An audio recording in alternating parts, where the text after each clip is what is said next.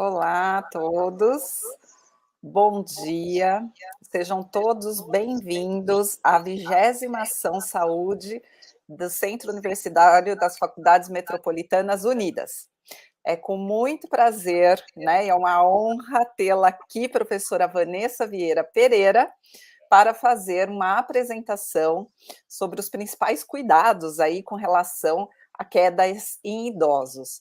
Então, primeiramente, gostaria de agradecê-la, professora Vanessa, que não existe pessoa, né, melhor para falar de idoso, de geriatria, de gerontologia, do que a professora Vanessa, porque ela é extremamente especializada na área, é gestora de uma pós-graduação em geriatria e gerontologia, e ela vai fazer a sua apresentação para vocês conhecerem um pouquinho do currículo dela e entender, né, o porquê e a importância desse tema na nossa ação saúde. Muito obrigada, professora Vanessa. Olá, pessoal, tudo bem? Bom dia a todos. Eu agradeço muito a professora, a coordenadora Juliana, por ter me convidado para falar sobre esse tema. É um tema que eu gosto muito, um tema tão importante, né? Quando a gente consegue trabalhar com prevenção de quedas, a gente está trabalhando com prevenção em saúde pública, com prevenção de desfechos negativos nessa população. Bom, eu vou me apresentar de forma rápida, só para vocês entenderem por que eu estou aqui falando sobre esse tema, né? Eu me formei, esse ano vai fazer 21 anos, né? E eu, logo após a minha formação, eu me especializei em atendimento multidisciplinar em geriatria e gerontologia no Hospital do Servidor Público Estadual, aqui em São Paulo. Posteriormente, tive o prazer de trabalhar lá como preceptora, né, dessa especialização aprimoramento, e lá, junto com a equipe, a gente implantou um ambulatório de quedas, né? Então, foi um lugar de muito aprendizado para mim.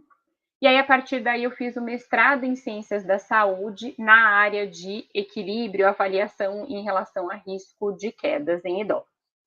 Eu sou docente da Universidade Paulista, estou cursando MBA de Gestão em Serviços de Saúde na GV e coordeno uma especialização em Fisioterapia Gerontológica do Instituto em Parari. E, além, né, de ser docente, eu trabalho, né, faço bastante atendimento domiciliar na área de reabilitação do equilíbrio e reabilitação vestibular. Bom, então vamos lá, né? Eu não sei se vocês já se depararam com esta situação. Não sei se isso aconteceu com vocês em algum lugar.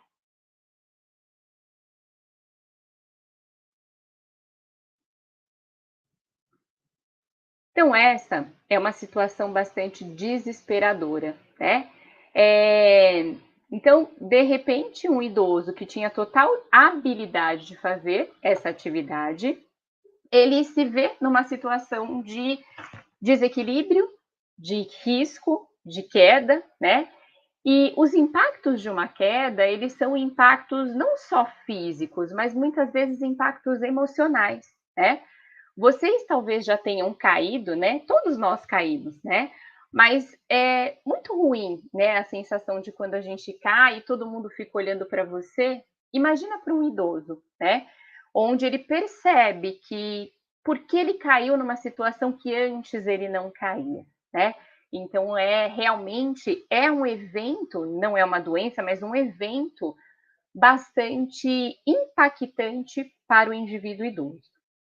Então é interessante a gente entender qual que é a definição de queda. Então a queda é o deslocamento não intencional do corpo para um nível inferior à posição inicial, com incapacidade de correção em tempo hábil, determinado por circunstâncias multifatoriais que comprometem a estabilidade. Então, essa definição é muito interessante porque a gente sempre pensa, né? E o idoso também pensa. Eu considero queda quando eu vou para o chão. Mas, às vezes, quando ele vai tentar levantar da cadeira e aí ele não consegue, ele volta de forma brusca, isso é considerado uma queda, né? E sempre eu vou ter múltiplas circunstâncias fazendo com que o idoso caia. Então, especialmente se ele tem uma queda que a gente chama de queda recorrente, né? Que é aquela queda que acontece mais de uma vez no ano, ele não cai só por um fator externo, por um fator extrínseco. Provavelmente, algum sistema responsável pelo equilíbrio dele está bastante afetado. E a gente vai ter que descobrir qual é. Um pouquinho da epidemiologia das quedas, né? Então, as quedas, elas acometem 32% dos indivíduos de 65 a 74 anos, 35% dos indivíduos dos 75 a 84 anos e 51% dos indivíduos com mais de 85 anos. Então, quanto maior a idade, maior a possibilidade de eu sofrer quedas, até por conta da fisiologia do envelhecimento, de algumas doenças do envelhecimento que vão alterar a minha estabilidade. Outro dado que na literatura isso ainda é presente, a gente observa que as mulheres caem mais que os homens, né? Talvez a mulher ela se exponha mais a comportamentos de risco, como subir num banquinho para pegar alguma coisa no alto.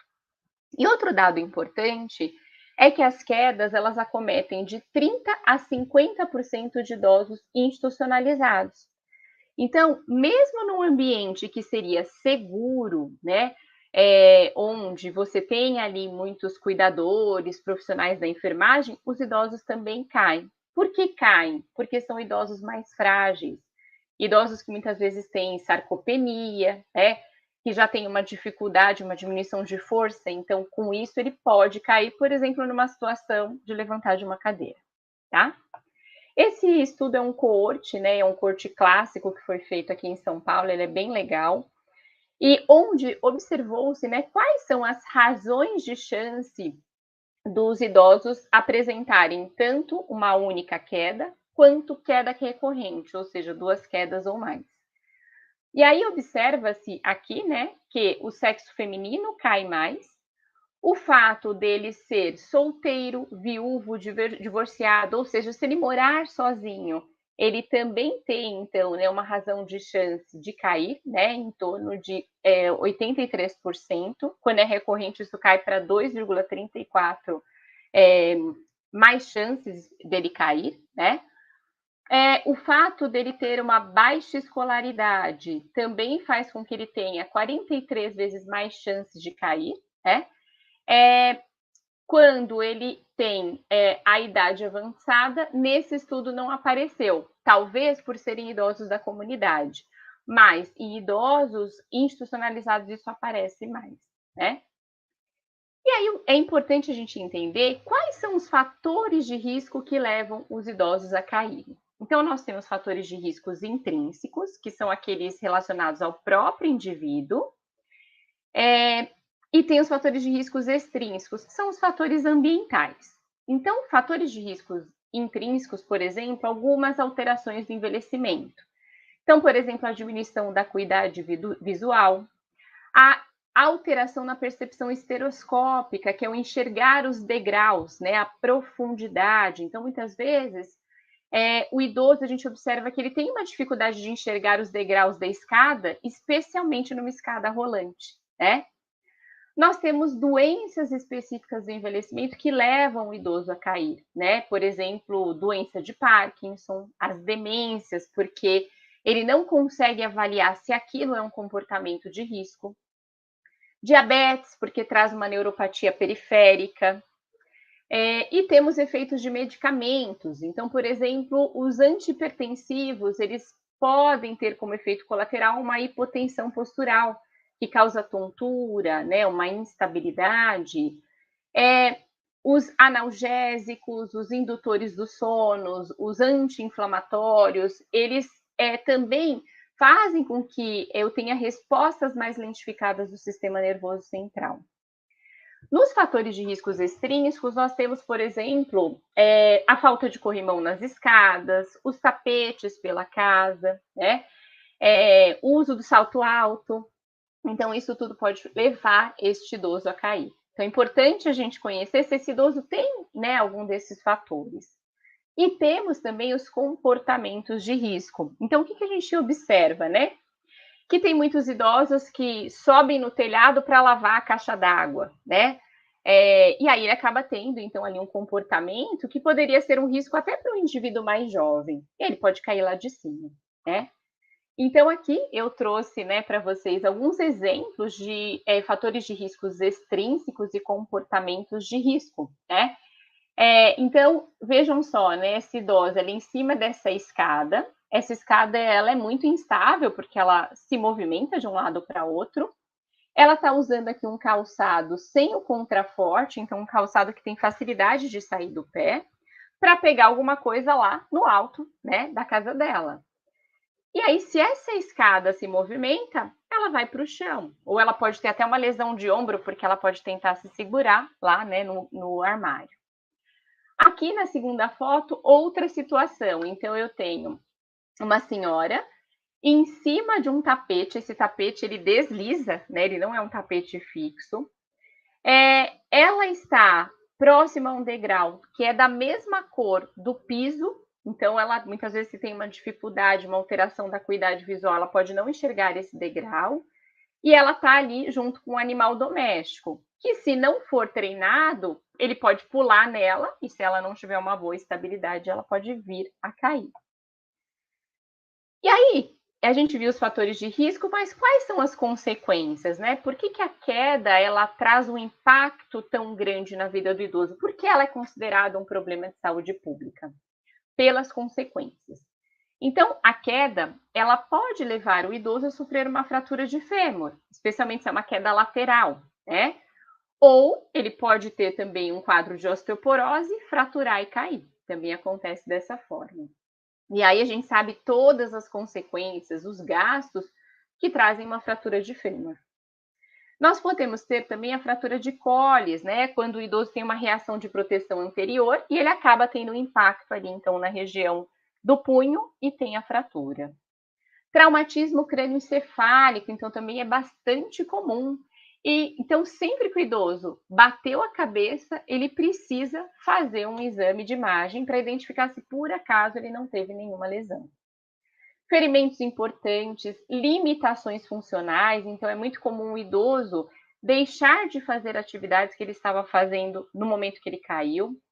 Dependência e isolamento social, síndrome pós-queda, que é aquela fobia, aquele medo de cair novamente, e que muitas vezes dificulta, né, a nossa reabilitação posterior. Novas quedas, então o idoso que caiu, ele vai cair novamente, se nada for feito. Institucionalização e morte. Tem idosos que caem e morrem como consequência direta da queda, especialmente uma queda de uma altura muito alta, né? Então, o que é importante a gente entender? Que para uma queda acontecer, duas situações precisam ser preenchidas. Primeiro, eu tenho que ter uma perturbação do meu equilíbrio. Segundo, eu tenho que ter uma falência na compensação dessa perturbação. Porque eu posso estar lá fazendo, por exemplo, uma aula de yoga, e eu estou lá na postura da árvore. E tudo bem, eu começo a me deslocar, né? Eu percebo que meu corpo tem oscilações, eu tenho uma perturbação. Porém, eu posso usar de estratégias para eu não cair. Eu posso usar uma estratégia do tornozelo, uma estratégia do quadril, posso dar o passo. Então, se eu compensar essa perturbação, eu não vou cair. E aí, aqui diz muito sobre como avaliar e como você vai prevenir as quedas. Então, a gente sempre vai ter que pensar em identificar se esse idoso tem perturbações do equilíbrio e será que ele consegue compensar essa perturbação? Será que ele tem uma estratégia do passo eficiente, né? Aí, a partir daí, a gente consegue trabalhar bem com ele de forma específica.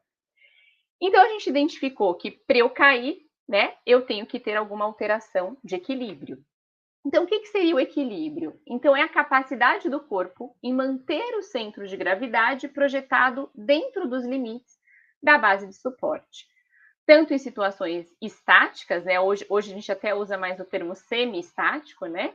E dinâmicas. Então, por exemplo, durante a marcha, em cima de uma escada rolante, em cima de uma superfície instável. Então, a base de sustentação dessa moça aqui da foto é só o pé esquerdo.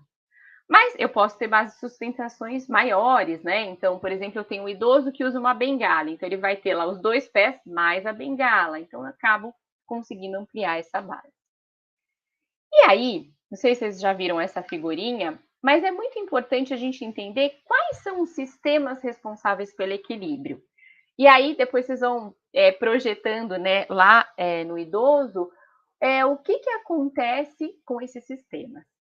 Então, a informação, né, através dos sistemas aferentes de como está a minha estabilidade, ela chega pelos sistemas sensoriais, que são formados pelo sistema visual, que vai dar informação do ambiente ao redor, pelo sistema vestibular, que é um sistema que fica dentro do ouvido interno, e que ele vai dar a percepção de como está posicionada a minha cabeça, né, em relação à aceleração dela.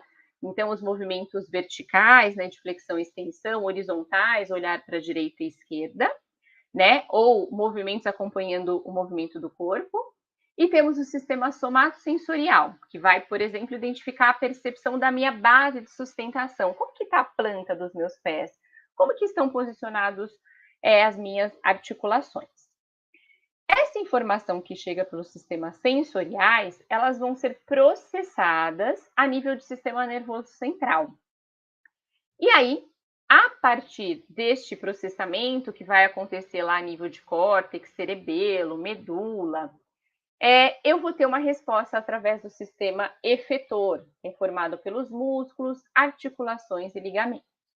Então, todo esse sistema aqui, ele tem que estar em perfeito funcionamento para eu ter um bom equilíbrio.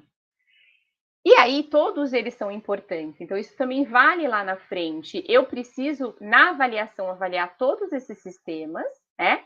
E também treinar esses sistemas todos. Nenhum é mais importante que outro, todos são importantes. E aí, quando a gente pensa no sistema efetor, eu vou pensar, então, em como que eu vou conseguir compensar aquela instabilidade. E aí eu tenho as estratégias de equilíbrio.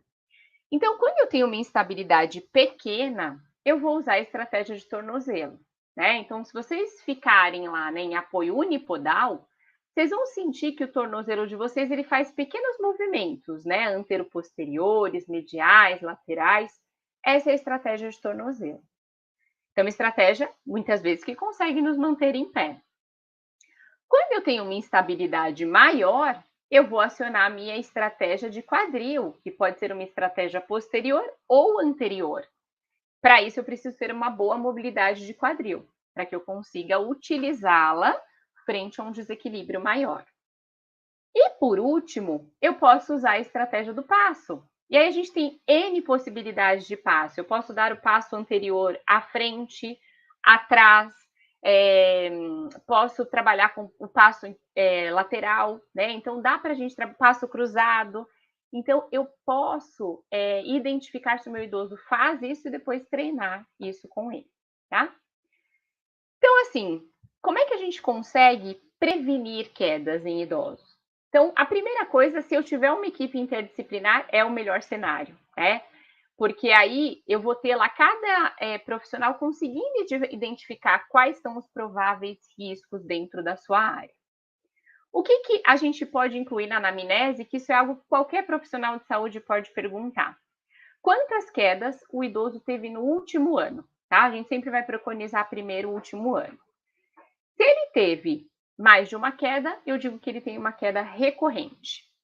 Tem idoso que ele não vai lembrar pelo viés de memória, talvez ele não lembre quantas quedas ele teve no último ano. Então, eu pergunto quantas quedas ele teve nos últimos 6 meses, tá?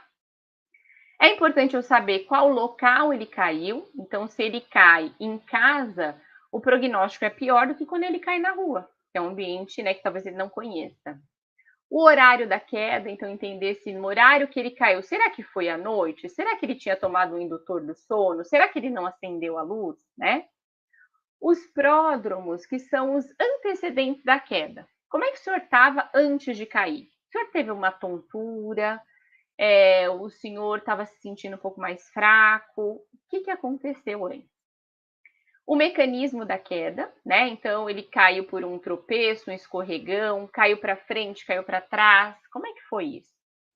Quais as consequências, sejam elas as mais simples, tá? Se ele tomou álcool no dia que ele caiu, porque às vezes ele nem vai associar, mas de repente ele tomou um cálice de vinho, né? Tomou uma cachaça, então é importante a gente saber disso. Quais são as patologias de base que podem fazer com que ele venha cair e medicamentos, se ele usa algum medicamento que poderia estar associado às quedas, tá? Bom, no exame físico, o que a gente vai avaliar, nós como fisioterapeutas? A força muscular, e aí a gente vai preconizar a força muscular da musculatura de membros inferiores, que é o que ele vai ativar especialmente para tentar compensar uma instabilidade. A mobilidade articular, especialmente de tornozelo e de quadril, que muitas vezes vai estar afetado no idoso, especialmente no idoso, por exemplo, que já teve uma fratura de fêmur, né? Ele tem uma mobilidade de quadril afetada e muitas vezes também de tornozelo. Avaliar os pés. Então, pede para o idoso ficar descalço, porque eu preciso ver como está essa base de sustentação dele, né? Será que ele tem uma calosidade? Será que ele tem sobreposição de dedos? Será que ele tem um hallux valgus, né? E aí eu vou avaliar o equilíbrio, a marcha e as estratégias de equilíbrio. Nós temos várias avaliações para que eu consiga identificar risco de queda. Não vou me aprofundar muito nelas, porque a gente não tem tempo, mas depois vale a pena vocês se aprofundarem um pouco. Então, nós temos a escala de equilíbrio de Berg, que é uma avaliação que ela avalia o equilíbrio em 14 tarefas, são tarefas do dia a dia, e eu consigo identificar, de acordo com a pontuação, que quando ele faz uma pontuação maior ou igual a 45 pontos, ele tem um menor risco de cair. Menor que 45, maior risco de cair. E quando a gente fala, né, sobre o risco de cair nessas avaliações, é o risco de cair nessas atividades. Porque pode ser que ele vá super bem aqui na escala de Berg, mas em outras avaliações talvez ele tenha um risco, né, em atividades mais complexas, porque aqui eu vou avaliar o equilíbrio mais semi-estático, que é passar de sentado para em pé, fazer transferências, ficar com os olhos fechados, tá? Mas eu não altero a base de sustentação e ele não realiza a marcha na escala de Berg. A gente tem o índice de marcha dinâmico, que avalia o equilíbrio durante a marcha, então sim, o equilíbrio dinâmico. Então, eu vou avaliar o indivíduo em situações em que ele vai andar, por exemplo, e fazer movimentos verticais da cabeça, olhar para cima e para baixo, andar e olhar de um lado para o outro, né? Passar por cima de obstáculos. Tem o Time Up and Go, onde eu vou avaliar mobilidade e risco de quedas. Então, eu vou pedir para o idoso levantar de uma cadeira, andar 3 metros, voltar e sentar. Eu cronometro em quanto tempo ele faz esse trajeto. Então, também avalia risco de quedas nessa tarefa, tá? E aí a gente tem a Mini Best Test, que ela é bem interessante, especialmente se você não tem muito tempo, porque ela tem algumas tarefas da escala de Berg, tem tarefas do índice de marcha dinâmica, ele acopla o Time Up and Go Test, e tem outras tarefas que são interessantes para nós, como, por exemplo, avaliar se ele tem uma boa compensação através das estratégias do passo. Então, o que são interessantes essas avaliações funcionais? Através delas, eu consigo identificar em que tarefas do dia a dia esse idoso apresenta maior desequilíbrio, e talvez eu não conseguisse, né, compreender isso de forma rápida. Consigo identificar quais sistemas estão mais afetados neste idoso, e a partir daí eu consigo trabalhar com ele de forma bastante específica, né? E são instrumentos fáceis de aplicar em qualquer local. Essa é uma avaliação em que eu consigo identificar a preocupação, ou seja, o medo de cair do idoso em tarefas do dia a dia. Porque muitas vezes o idoso ele deixa de fazer atividades por medo. Então, ela também é bem interessante aí de vocês conhecerem. E nós temos também os instrumentos laboratoriais, né, como as plataformas móveis, né? Então, essa daqui é a posturografia dinâmica computadorizada. Então, é interessante porque eu vou simular uma situação que é muito difícil de eu conseguir simular numa avaliação funcional. Então, essa base de sustentação aqui, essa plataforma, ela se move em graus de forma inesperada, e aí o idoso precisa tentar ajustar o seu equilíbrio. O legal é que ela tem um feedback visual e eu consigo observar o quanto ela desloca. Então, com isso, eu tenho lá um relatório que fica fácil de eu conseguir trabalhar com ela posteriormente. Então, também é algo interessante. Então, a gente viu como avaliar. Então, quando a gente pensa em prevenção de quedas, a avaliação é uma prevenção, porque eu vou identificar, às vezes, risco de quedas em quem nunca caiu, né? E aí, que estratégias eu uso para prevenir as quedas? A primeira coisa é pensar em estratégias educativas, né? Em saúde pública, a gente gosta muito disso. Porque o idoso precisa entender o que é uma queda, quais os fatores levam ele a cair, o que ele pode fazer para não cair, né? O médico, né, que não somos nós, vai entrar muitas vezes com a intervenção em relação à adequação medicamentosa. O nutricionista, especialmente em idosos obesos ou desnutridos, ele pode fazer um ajuste alimentar para que esse idoso possa melhorar a sua composição corporal e diminuir o risco de cair, por exemplo, por uma fraqueza. Fazer adequações ambientais, né? O que não é tão simples, né? Mas a gente ensinar o idoso, né? Que ele pode pôr o corrimão na escada, como deve ser esse corrimão, que ele precisa deixar os tapetes fixos ou, se possível, tirar os tapetes, né? Se o idoso tem uma síndrome pós-queda, que é aquela fobia de cair, ele precisa ter acompanhamento da psicologia.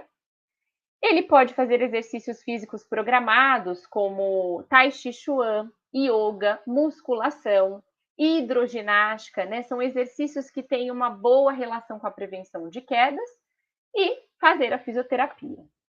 Bom, então eu vou me aprofundar na fisioterapia, tá? Na fisioterapia, a gente pode trabalhar, especialmente, como eu disse, com fortalecimento de membros inferiores, né? Então, com isso, eu consigo fazer com que esse idoso tenha uma força muscular para usar as estratégias de equilíbrio.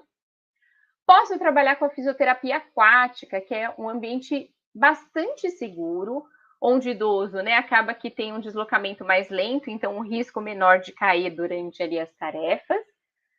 Ele tem uma ação do empuxo, então ele tem uma menor sobrecarga articular, então é interessante também para idosos que têm dor, né?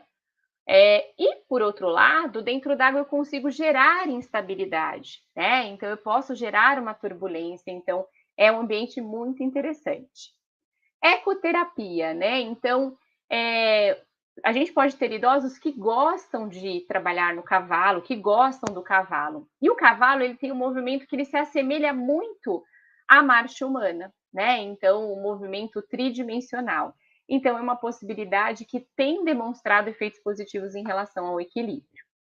Trabalhar com situações de instabilidade, né? Então, ficar em apoio unipodal, mesmo que seja apoiado com o membro superior. Trabalhar na posição tandem. Trabalhar o apoio unipodal, mesmo que ele inicie com o apoio de membro superior, e eu vou tirando os apoios. Trabalhar em superfícies instáveis, como a bola, o colchonete. Trabalhar com apoio alternado no degrau, que é uma tarefa da escala de equilíbrio de Berg, né? Onde eu estou efetuando um apoio unipodal. Posso trabalhar com bola, né? Então, jogar a bola em diferentes direções. O idoso ele vai precisar promover, utilizar das estratégias de equilíbrio de tornozelo, de quadril, do passo, para que isso aconteça.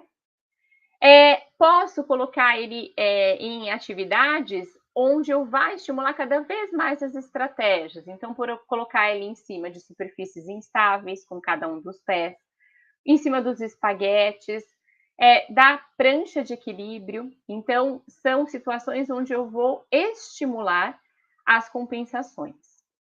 Outro ponto interessante é trabalhar com a privação e o conflito visual, porque a gente depende muito do sistema visual para nos manter equilibrados. Então, a gente usar uma venda, usar um óculos, aquele que a gente usa no hospital, né, o EPI, a gente pode pintar ele com cola quente, gerar esse conflito visual. Trabalhar com dupla tarefa, né? Porque em dupla tarefa, muitas vezes, eu acabo tendo maior risco de cair. Então, trabalhar, por exemplo, né, duplas tarefas motoras, ele andar e jogar bola, andar e falar nome de lugares que ele já visitou, fazer a estimulação sensorial dos pés. Então, o pé é a nossa base de sustentação quando a gente consegue ficar em pé. Então, eu preciso sensibilizar esse pé, né? Com creme, com óleo. Trabalhar com esse idoso descalço, eu adoro trabalhar com o idoso descalço. Pedir para ele ficar em cima de um capacho que vai dar uma estimulação diferenciada.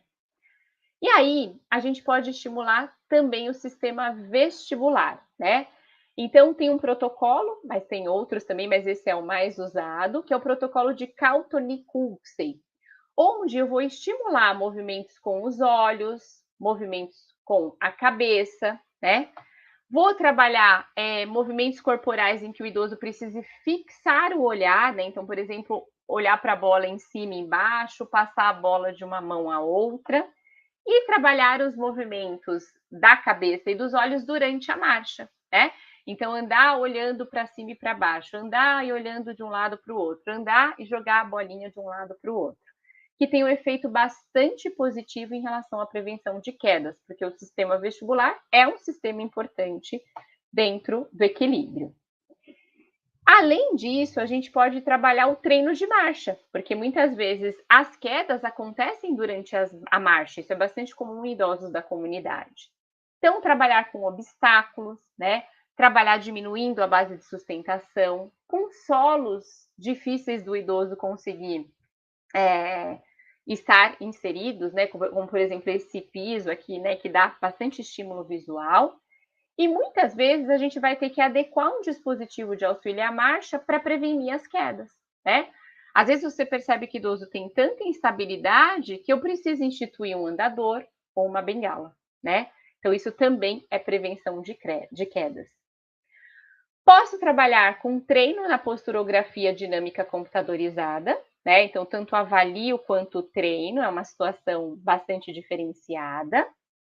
E hoje a gente também pode usar a realidade virtual não imersiva, né, que são os videogames, então o Wii Fit, o PS4, agora tem até o PS5, né, o Xbox. Então, é muito interessante porque eu vou colocar o paciente em situações onde talvez eu não conseguisse promover isso numa terapia, num consultório, né, ou na casa dele mesmo, né, como jogar futebol, como, por exemplo, nadar, mergulhar, né? E nós temos a realidade virtual imersiva, onde o indivíduo, como na não imersiva, ele tem o contato com a tela, porém, na realidade virtual imersiva, ele não consegue enxergar nada ao seu redor. Então, é como se ele realmente incorporasse aquela situação em que ele está vivendo, né? Então, aqui, esse senhor, ele está andando numa montanha-russa, onde, de repente, começam a vir vários morcegos em direção a ele. Então, eu estou trabalhando com isso, os movimentos sacádicos dos olhos, movimento de cabeça, o movimento corporal, as estratégias de equilíbrio. Então, é também uma forma da gente conseguir prevenir as quedas, tá? Então, pessoal, para a gente concluir, quando eu penso em prevenção de quedas, primeiro ponto, eu preciso conscientizar a população idosa do que é uma queda, né? O que ela traz de impacto negativo e qual a importância de preveni-la. Segundo, é importante eu avaliar para identificar que idosos apresentam risco de cair e trabalhar o mais precocemente com ele antes que ele caia. E, por último, intervir, né? Através, então, dessa estimulação da fisioterapia junto à equipe interdisciplinar. Pessoal, é isso. Espero que vocês tenham gostado. Se tiverem alguma dúvida, estou por aqui. E vamos prevenir as quedas, tá bom? Um abraço.